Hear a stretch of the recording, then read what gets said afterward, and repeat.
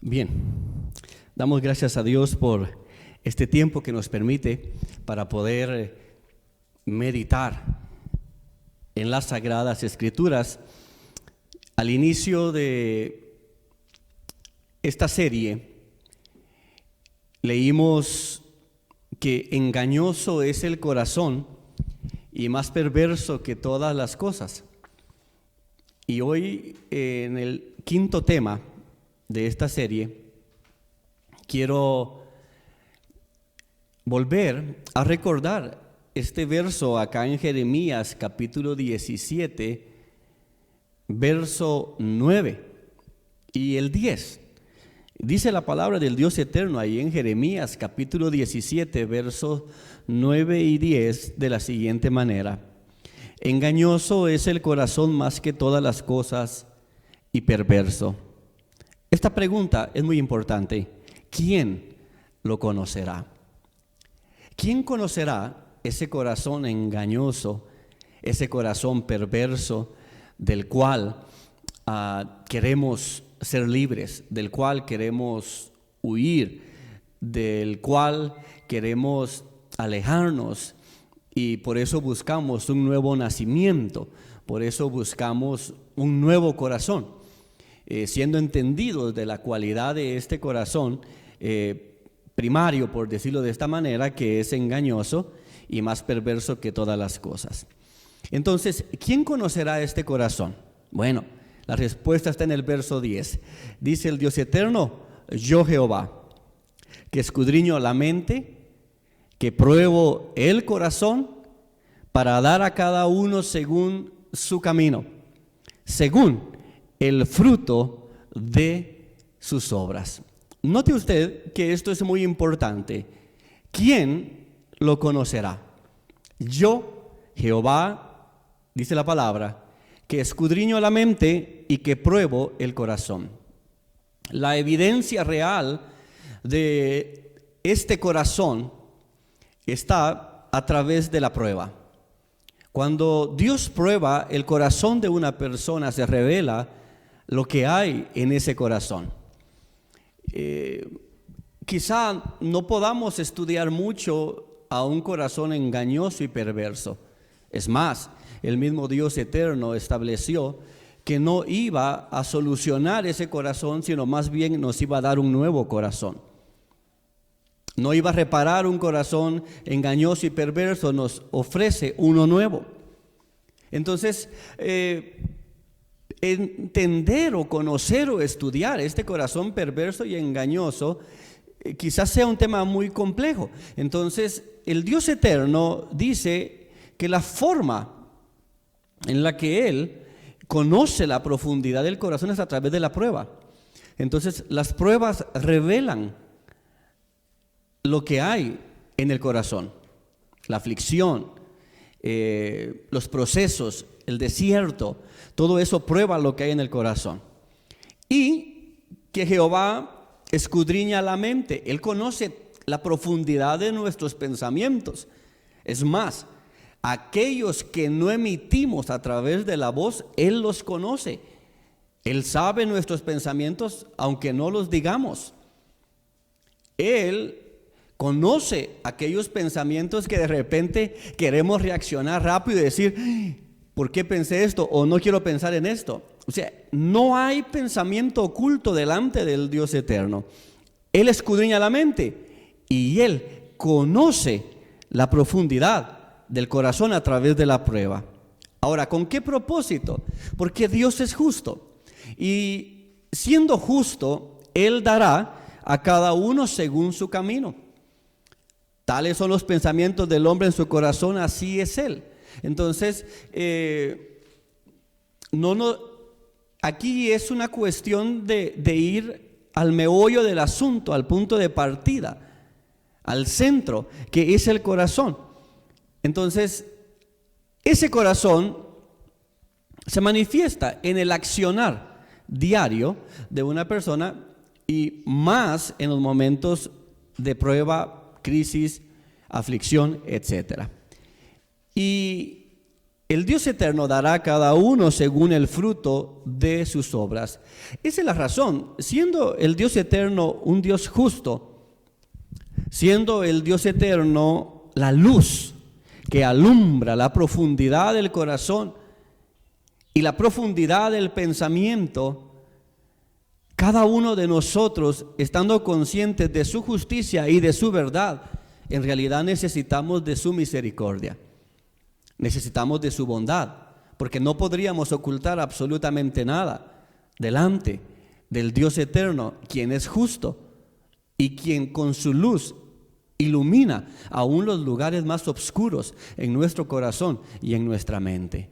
Necesitamos entonces la misericordia, y el Dios eterno dice, por lo tanto, a través del profeta Ezequiel, os daré corazón nuevo. Qué hermosa promesa. Os daré corazón nuevo y pondré espíritu nuevo dentro de vosotros, y quitaré de vuestra carne el corazón de piedra y os daré un corazón de carne. Esta es una promesa fantástica del Dios eterno. Daros un corazón nuevo, algo que solo Él puede hacer. El hombre no podría lidiar y ganar a un corazón engañoso y perverso. El hombre necesita en realidad un nuevo corazón, y Dios lo promete a través de la fe, a través del Espíritu Santo, a través de un nuevo nacimiento. Os daré un corazón nuevo. ¿Por qué? ¿Por qué el hombre necesita un corazón nuevo? Porque con ese corazón perverso y engañoso, muy difícilmente va a poder agradar a su Creador. Muy difícilmente va a poder agradar al soberano, al todopoderoso, al altísimo, al sublime. Ese corazón está inclinado hacia el mal, no hacia el bien. El corazón perverso y engañoso está inclinado hacia el mal, no hacia el bien. Está contaminado, es irremediable. No hay cura para ese corazón. Entonces Dios dice, un nuevo corazón es lo que os daré. Un nuevo corazón, un nuevo corazón. Y con ese nuevo corazón, ustedes van a poder producir fruto, porque ya no tendrán un corazón de piedra que es estéril, bloqueado, sino ustedes tendrán un corazón fructífero.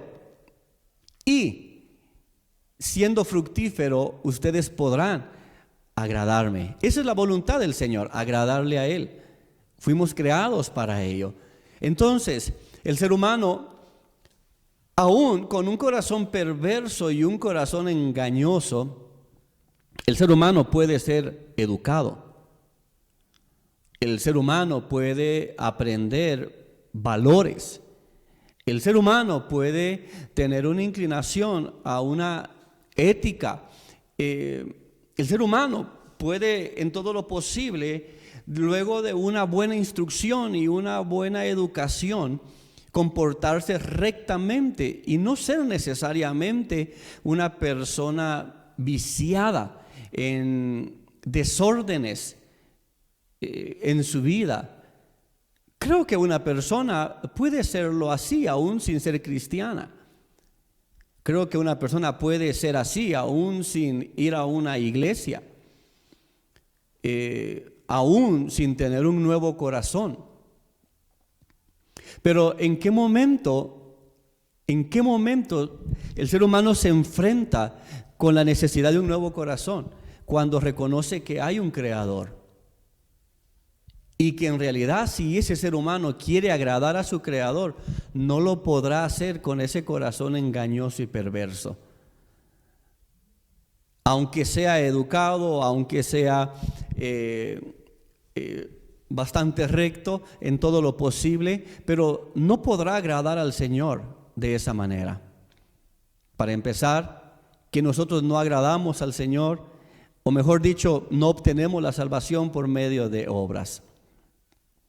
Seguidamente, que podemos hacer muy buenas obras y nuestro corazón estar lejos de Él. Y dice el Señor, entonces sus obras me son como un trapo de inmundicia. Ustedes dicen agradarme a mí, pero lo hacen únicamente de labios porque su corazón está lejos de mí. Hay que entender que la Biblia dice, sobre toda cosa guardada, guarda tu corazón. Si hay algo que debemos de entregarle al Señor, es nuestro corazón. Pero ese corazón engañoso y perverso está limitado, está privado de poder comprender tal verdad, está privado de poder aceptar tal iluminación.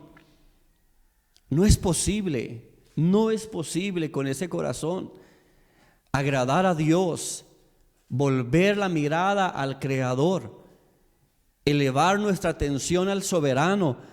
No va a ser producto del esfuerzo de tratar de mejorar un corazón engañoso y perverso. En lo absoluto será únicamente resultado de un nuevo corazón y un espíritu recto en el ser humano. Y esto a través del nuevo nacimiento. De tal manera que si alguno está en Cristo, dice la palabra, nueva criatura es, las cosas viejas pasaron y he aquí todas son hechas nuevas. Guarda tu corazón porque de él emana la vida. Si hay algo importante y hay algo que la gente probablemente no conoce, pero Dios sí conoce, es el corazón. Si hay algo valioso en nosotros, es el corazón. Si hay algo que debemos de cuidar, es el corazón. Y si hay algo que Dios prueba, es el corazón. Dios prueba el corazón. Dios conoce la profundidad de los pensamientos en el ser humano. Por lo tanto, necesitamos de un nuevo corazón. Un nuevo corazón. Ahora, la promesa está allí. La promesa está allí. Os daré un nuevo corazón. Y lo leí en la última transmisión que tuvimos de Iglesia en Casa. Para los que no han visto las transmisiones anteriores, inclusive pueden verlas en YouTube. Hicimos aquella oración de David. Crea en mí, oh Dios, un corazón limpio. Y pone en mí un espíritu recto. ¿En qué momento David hace esa oración? Luego que se da cuenta de lo podrido y corrupto que era su corazón. Y dice, necesito que Dios cree en mí un nuevo corazón. Porque esta es una obra que corresponde únicamente a nuestro Dios. Únicamente a nuestro buen Dios. Mira, quiero pedirte ahora que me acompañes a Romanos. Vamos al libro de Romanos, capítulo 7. Y vamos a tener una lectura muy íntima del apóstol Pablo. Del apóstol Pablo. Romanos capítulo 7, versos del 15 en adelante. Mira lo que dice la palabra del Dios eterno. Porque lo que hago no lo entiendo, pues no hago lo que quiero, sino lo que aborrezco, eso hago. Y si lo que no quiero, esto hago, apruebo que la ley es buena. De manera que ya no soy yo quien hace aquello, sino el pecado que mora en mí. Y yo sé que en mí, esto es, en mi carne, no mora el bien. Porque el querer el bien está en mí, pero no el hacerlo. Porque no hago el bien que quiero, sino el mal que no quiero, eso hago. Y si hago lo que no quiero, ya no lo hago yo, sino el pecado que mora en mí. Así que queriendo yo hacer el bien, hallo esta ley, que el mal está en mí. Porque según el hombre interior, me deleito en la ley de Dios. Pero veo otra ley en mis miembros que se revela contra la ley de mi mente y que me lleva cautivo a la ley del pecado que está en mis miembros. El verso 24 dice, miserable de mí, ¿quién me librará de este cuerpo de muerte? Gracias doy a Dios por Jesucristo Señor nuestro. Así que yo mismo con la mente sirvo a la ley de Dios, mas con la carne a la ley del pecado. Préstame mucha atención acá. Ese corazón nuevo no elimina el corazón o la realidad del corazón engañoso y perverso. Porque al recibir tú un corazón nuevo, tienes una gracia del Dios eterno para una inclinación hacia el bien, una inclinación hacia lo recto, una inclinación hacia la voluntad de Dios, con ese corazón nuevo. Pero aún el ser humano sigue lidiando con un corazón viejo. Esto es muy bueno saberlo y entenderlo. Lo voy a decir de la siguiente manera. El apóstol Pablo, en estos versos que hemos leído, desnuda su alma y nos habla de una experiencia que es de la misma situación que enfrenta cualquier ser humano. El asunto es que con el tiempo uno empezó a decir: San Pablo, San Pedro, San aquí, San allá, y este santo, y este otro es santo, y este otro es santo, y santo. Y fuimos creando una expectativa de santidad en términos inalcanzable para el ser humano. Y eso nos hace ver aquel tipo de expresiones que la gente utiliza cuando dice: mire, usted que está más cerca de Dios.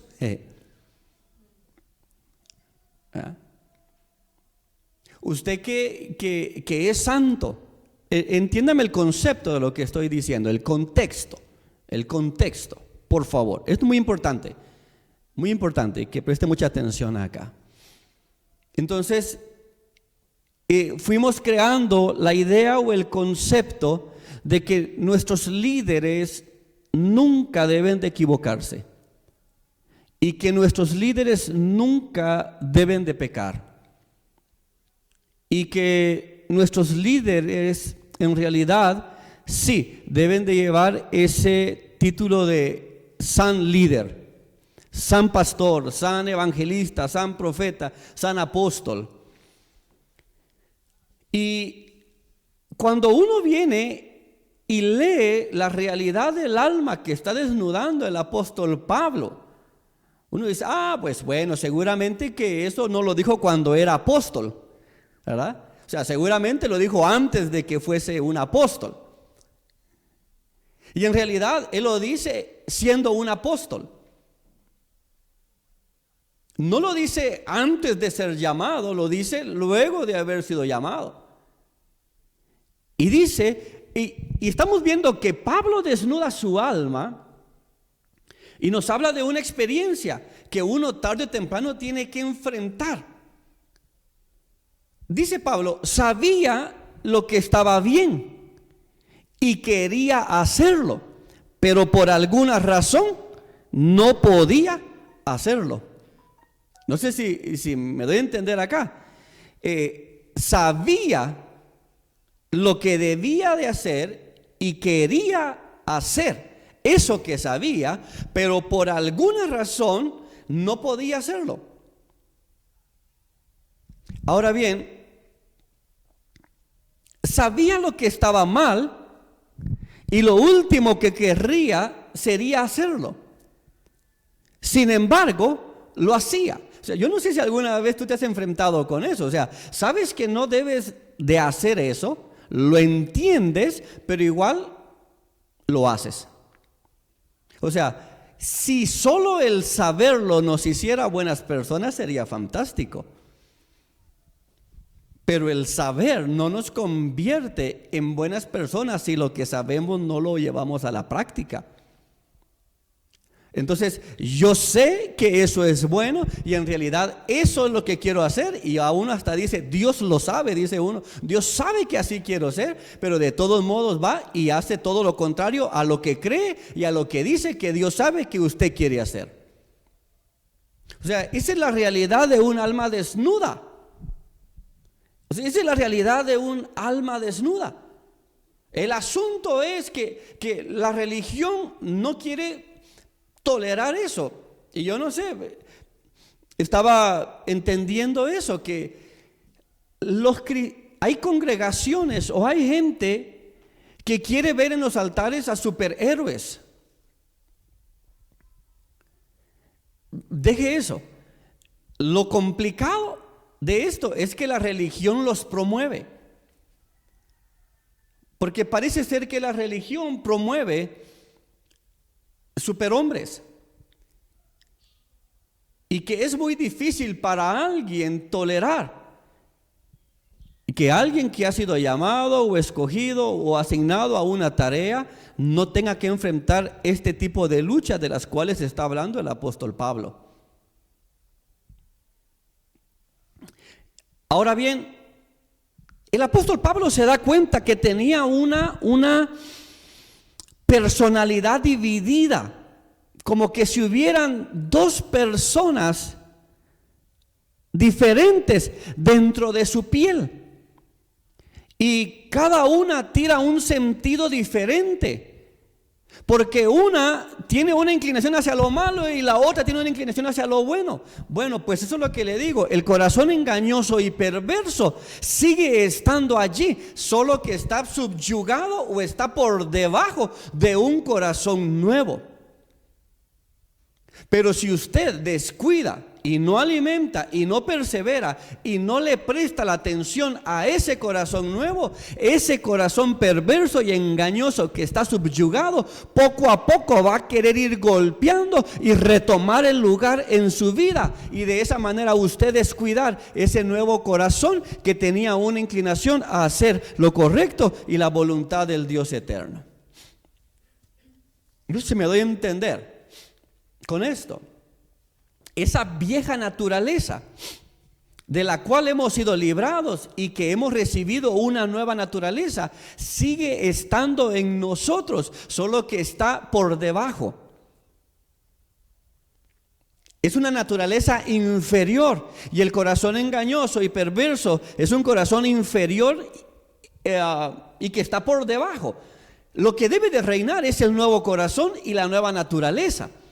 Pero eso va a depender mucho, amados hermanos, de que nosotros perseveremos en esa inclinación y le demos el contexto apropiado a esa nueva naturaleza y a ese nuevo corazón.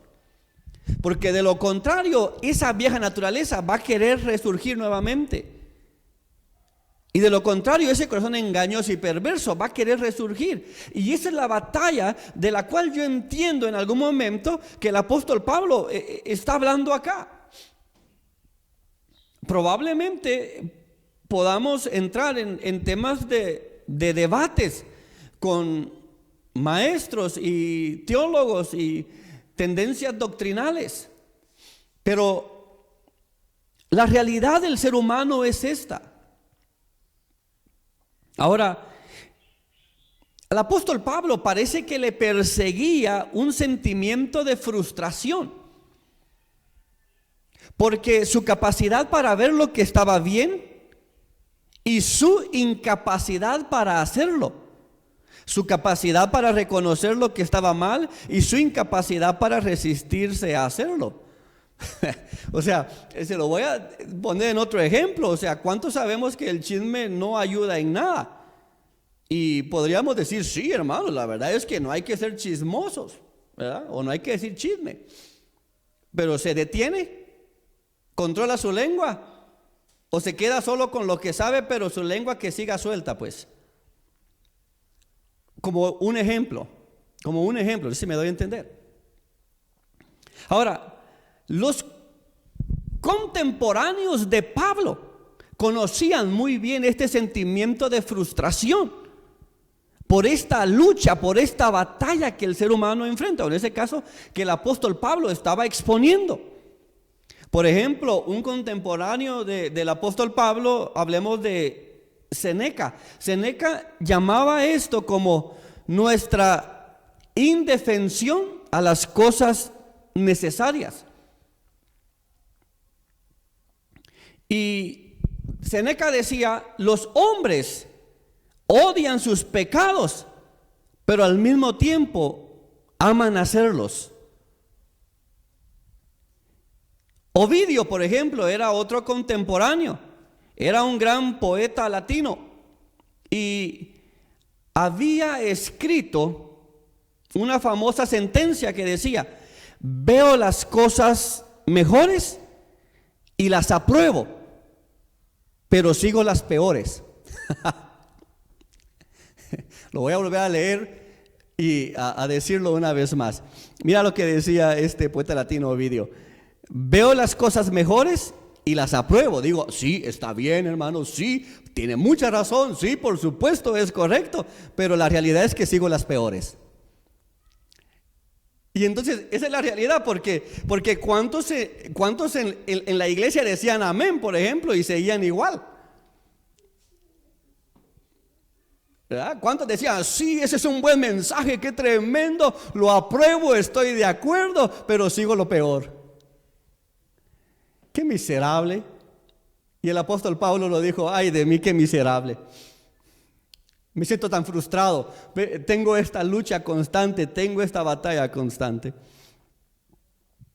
Ahora, nadie conocía mejor este problema que estoy mencionando, de esta batalla en el ser humano. Nadie lo conocía mejor que los mismos judíos, porque los mismos judíos planteaban que hay dos naturalezas en el ser humano, una que tiene una tendencia hacia el bien y otra que tiene una tendencia hacia el mal. Ahora, volviendo al tema del corazón, quiero que captes este término que te voy a decir: pulsaciones. Pulsaciones. Ese nuevo corazón envía pulsaciones a tu mente. Haz lo bueno, haz lo correcto, haz lo justo, haz lo que está bien, busca al Señor, agrada al Señor. Esas pulsaciones, presta atención a esas pulsaciones. Ahora bien, al respecto de estas pulsaciones, los judíos creían que había una forma de mantener opacadas las pulsaciones del corazón engañoso y perverso, o las pulsaciones de la vieja naturaleza. Y decían, por ejemplo, que si sigues la ley, entonces no caerás en el mal impulso de tu corazón. O sea, que ese mal impulso, la influencia del corazón engañoso y perverso y de la vieja naturaleza. Entonces decía, si sigues la ley, en realidad te librarás de ese impulso malo. Por lo tanto, Dios creó entonces la ley y estableció: debes de cumplir con esto, debes de cumplir con esto y debes de cumplir con esto. Por lo tanto, mientras cumplas la ley de Dios, te libras del impulso engañoso, te libras del impulso malvado, te libras del impulso o esa señal que emite una vieja naturaleza queriendo resurgir, o el impulso que emite un corazón engañoso y perverso sobre tu actuar. Si cumples la ley de Dios, entonces vas a mantener bajo control esos impulsos malos y vas a dar lugar a los impulsos de un nuevo corazón. Y entonces Jesucristo en el Nuevo Testamento dice, amados hermanos, dice lo siguiente: ¿de qué manera cumples la ley? Ama a Dios con todo tu corazón, con todas tus fuerzas, con toda tu alma. Y ama a tu prójimo como a ti mismo. Si amas a Dios y amas a tu prójimo, cumples con toda la ley. Entonces, hay algo que debe de perseverar y mantenerse notorio en tu vida: el amor a Dios y el amor al prójimo. El amor a Dios y el amor al prójimo es el cumplimiento de la ley. Y quien ama a Dios y quien ama a su prójimo se va a librar de esos impulsos malos de una vieja naturaleza. No sé si me doy a entender acá, pues. Entonces, también ellos decían, hay otra cosa que te ayuda a poder librarte de esos malos impulsos de un corazón contaminado, y es la voluntad y la razón. Porque el Dios eterno nos favoreció con un libre albedrío y nos dio una voluntad propia, pero esa voluntad que está asociada al razonamiento, que está asociada a la inteligencia, que está asociada a la sabiduría y que está asociada al conocimiento, porque conforme la mente va siendo transformada, vamos pensando más con una mentalidad del reino, ¿cierto? Entonces, creo que lo mencioné la vez pasada y abro paréntesis. O sea, la vida cristiana no solo es el listado de no hago esto, no hago lo otro, no hago lo otro. O sea, esa sería una vida cristiana muy aburrida.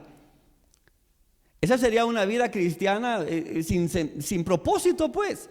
La gente dice, no, yo no soy cristiano porque entonces tengo que dejar de hacer esto y hacer lo otro, y tengo que dejar de hacer esto y lo otro. Y no, pues así que aburrido. La vida cristiana no se trata solo de dejar de hacer lo que no conviene, sino de hacer algo con esta nueva vida. Y cuando alguien se propone a hacer algo, a producir fruto en esta nueva vida, permitiendo una transformación en su pensamiento y una inclinación a la voluntad del Dios eterno, su vida cobra propósito y no encuentra aburrimiento en la vida cristiana, más bien encuentra vida en el Evangelio, encuentra vida en la fe cristiana, encuentra un mayor deleite en la vida cristiana. Por lo tanto, amados hermanos, el ser humano, conforme va aprendiendo, conforme va creciendo, también va tomando experiencia. Y entonces presta atención a la necesidad de una transformación en tu forma de pensar. Y presta atención a la necesidad de ser inteligente y de ser sabio, porque eso ayuda a evitar los impulsos negativos o los impulsos malos de un corazón o de una naturaleza vieja y contaminada que quiere resurgir en el día a día. Por lo tanto, ¿cómo tengo mayor sabiduría? ¿Cómo tengo mayor inteligencia y cómo tengo mayor conocimiento de la verdad? Lee las Escrituras, porque quien lee las Escrituras tiene la oportunidad de librarse de los impulsos de una naturaleza contaminada. Hay que leer las Sagradas Escrituras. Ese conocimiento de la verdad que te hará libre es el conocimiento que te ayudará a ser librado de esos impulsos que quieren empujar tu vida a hacer algo que no debes de hacer porque es parte de una naturaleza caída y pecaminosa. Eso me doy acá. Ahora bien, mira, por ejemplo, porque quiero tratar de ser bastante práctico con lo que estoy diciendo. Gálatas, el libro de Gálatas dice, porque el deseo de la carne es contra el espíritu y el deseo del espíritu es contra la carne, y estos se oponen entre sí. El apóstol Pablo llamó, hay una ley en mi carne que está inclinada al pecado. Entonces mira, por lo tanto el espíritu y la carne se oponen entre sí para que no hagáis lo que quisierais. Pero dice, pero si sois guiados por el espíritu, no estáis bajo la ley. Y manifiestas son las obras de la carne, que son adulterio, fornicación, inmundicia, lascivia, idolatría, hechicerías, enemistades, pleitos, celos, iras, contiendas, disensiones, herejías, envidias, homicidios, borracheras, orgías y cosas semejantes a estas. Es decir, no solo esto, sino cosas semejantes a esto, acerca de las cuales os amonesto, como ya os lo he dicho antes, que los que practican tales cosas no heredarán el reino de Dios. Pero también manifiestas son las obras del Espíritu, o el fruto del Espíritu, que es amor, gozo, paz, paciencia, benignidad, bondad, fe, mansedumbre, templanza. Contra tales cosas no hay ley. Pero los que son de Cristo han crucificado la carne con sus pasiones y sus deseos. O sea, amado hermano, ¿te das cuenta de esta batalla que hay entre el espíritu y la carne? No se llevan, hay una oposición entre uno y otro. Entre uno y otro. Y eso es una oposición constante. O sea, es una batalla constante. Porque tú decides, ¿perdonas u odias? Tú decides, tienes templanza, eres manso, o permites la ira en tu vida. Tú decides, ¿amas o te pierdes en las disensiones y en las envidias? Esa es una batalla constante en el ser humano. Y entonces, esto es muy similar y muy de mucha caricatura probablemente, pero no sé si se recuerdan había una caricatura donde apareció un diablito por acá y un angelito por acá. Y este te decía, haz esto, y este te decía, haz lo otro. Para tratar de ejemplificar cómo funciona esta lucha que hay, o esta oposición, mejor dicho, que hay entre la carne y el espíritu. La verdad, amados hermanos, es que esto no se va a terminar sino hasta que Jesucristo hayamos sido nosotros glorificados, hayamos sido nosotros beneficiados con esa transformación a un cuerpo que ya no será corrupto, a un cuerpo que será el cuerpo que todos deseamos. Digo todos en la fe cristiana. O sea, deseamos un cuerpo que ya no esté inclinado hacia el mal. Ahora, eso, amados hermanos, al final vamos a vencer. Al final obtendremos la victoria. Pero hay muchas cosas que podemos mencionar en esto que estoy hablando y que quiero abrir un paréntesis también, porque a veces usted sabe que los que hacen tales cosas, las obras de la carne, no heredarán el reino de Dios, ¿cierto? O sea, no heredarán el reino de Dios. Pero es tan triste a veces la falsedad y la hipocresía de las personas que no quieren reconocer que necesitan un cambio. Por ejemplo, nosotros, el ser humano, asocia pecado con todo lo escandaloso. O sea, se habla pecado de la carne, rápido lo que se piensa es adulterio, fornicación, borracheras. O sea, eso parece que es lo típico. Y rápido se asocia a eso. Y dice, no, pues este no va a heredar el reino de los cielos. No, y este no va a heredar el reino de los cielos. Y lo dice otro cristiano. Lo dice otro religioso y lo dice otro dentro de la iglesia que no se ha dado cuenta que tiene un problema de envidia en su corazón. Que si bien es cierto, no fue escandaloso como el otro pecado, pero ese que tiene envidia tampoco va a heredar el reino de los cielos.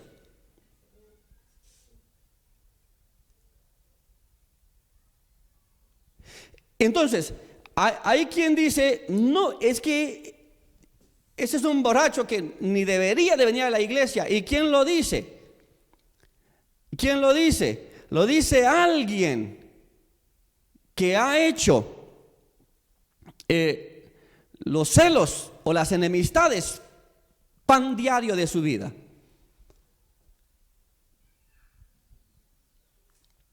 Y dice, no va a entrar en el reino de los cielos, pero yo sí. Qué error, porque usted tampoco.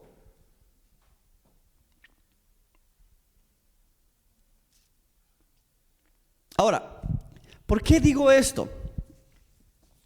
Porque necesitamos, amados hermanos, en verdad, darnos cuenta de esa lucha, de esa oposición, de esa batalla que enfrentamos constantemente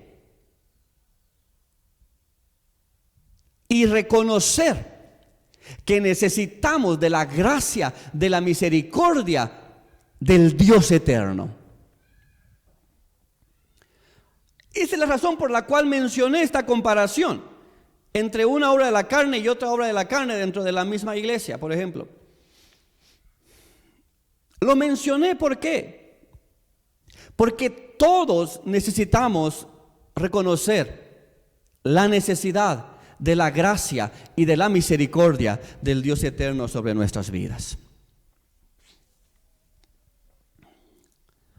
Necesitamos prestar atención a los impulsos de un corazón nuevo y mantener subyugados y mantener de manera inferior los impulsos de un corazón engañoso y perverso, viciados por una vieja naturaleza que debe de estar sometida,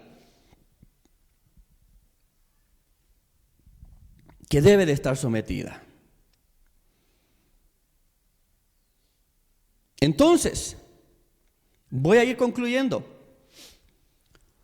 Cuando el apóstol Pablo desnuda su alma de tal manera y dice esto, él hace una oración.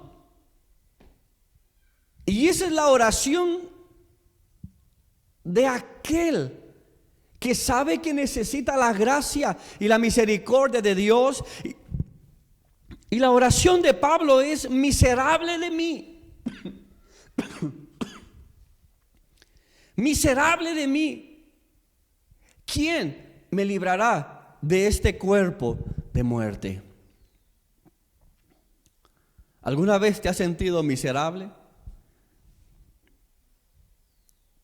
¿O habrá uno en medio de nosotros que diga: no, yo nunca me he sentido miserable, yo siempre he sido intachable? Yo siempre he sido perfecto, yo siempre he sido recto. No, yo nunca he tenido ningún mal pensamiento. Y yo sí vivo la verdadera religión. Normalmente, quien nunca tiene lucha es porque nunca hace nada y quizás ni es un problema para el diablo.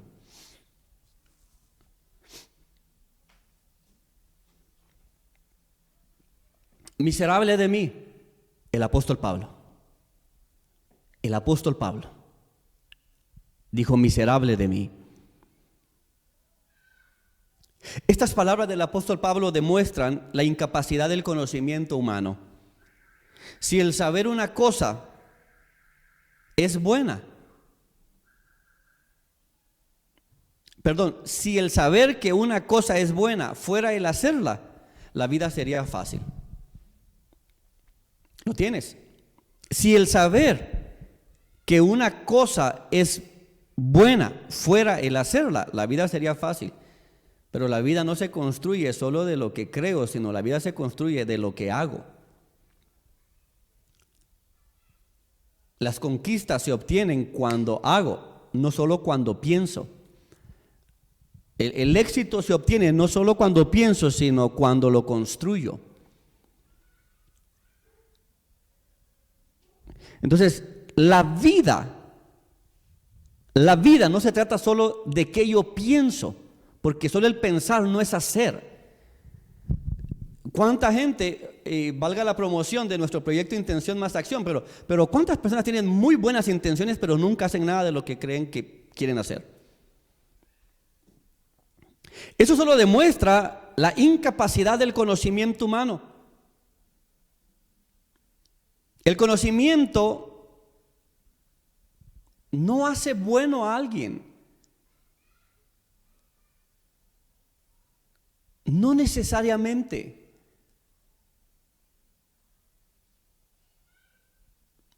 Segundo,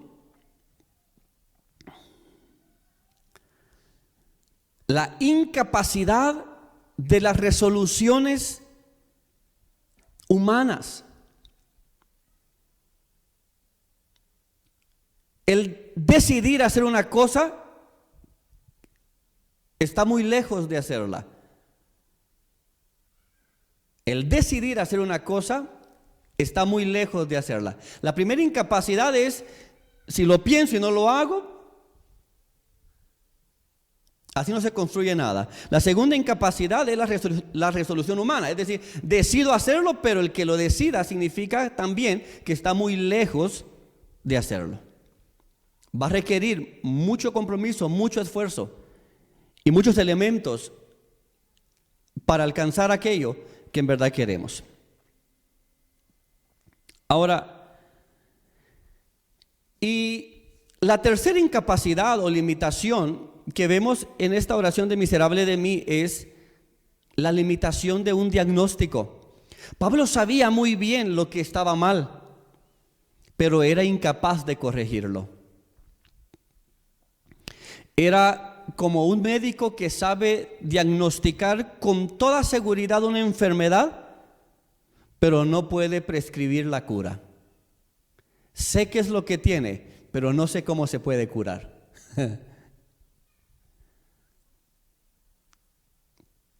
Sé que eso es lo que quiero, pero no lo puedo alcanzar. Ya me determiné, pero ¿cuántas cosas me he determinado y nunca las he hecho? Y sé que esa es la enfermedad, pero la verdad no sé cómo describir la cura para esa enfermedad.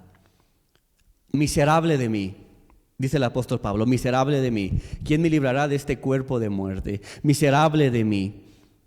Ahora bien, el verso 25 dice: gracias doy a Dios por Jesucristo Señor nuestro. Aquí, no te pierdas en esto que voy a decir. Gracias doy a Dios por Jesucristo Señor nuestro. ¿Siempre habrá esta lucha? ¿Siempre habrá esta batalla? No. Vamos a vencer. Vamos a ser victoriosos.